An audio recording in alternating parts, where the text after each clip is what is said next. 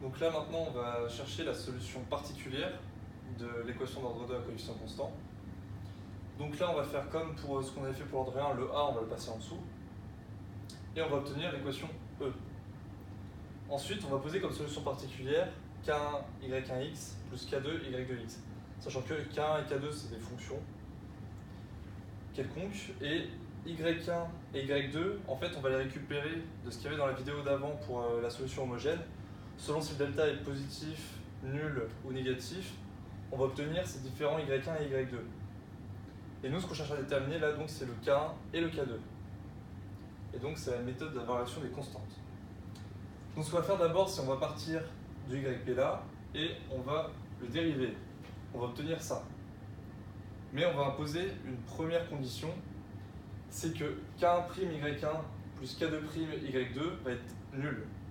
Donc ça va être notre première condition.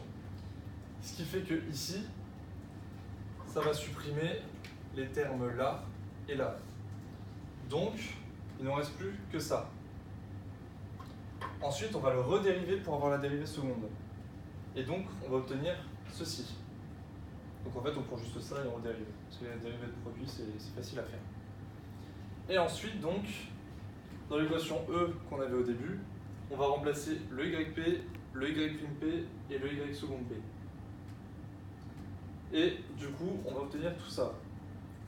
Or, Y1 et Y2, ils vérifient l'équation de base. Donc, Y1 plus B sur A, Y1', etc., c'est égal à 0. Et pour Y2, ce sera la même chose.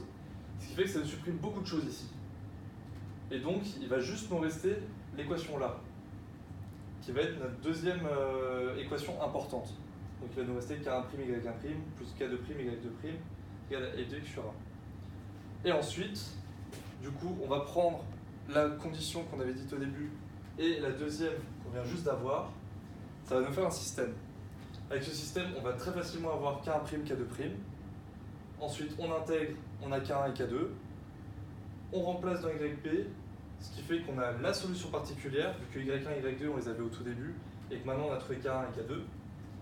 Et ensuite, à la fin, c'est simple, c'est comme pour l'ordre 1, on somme la solution homogène et la solution particulière, et on a la solution d'une équation d'ordre 2 à coefficient constant.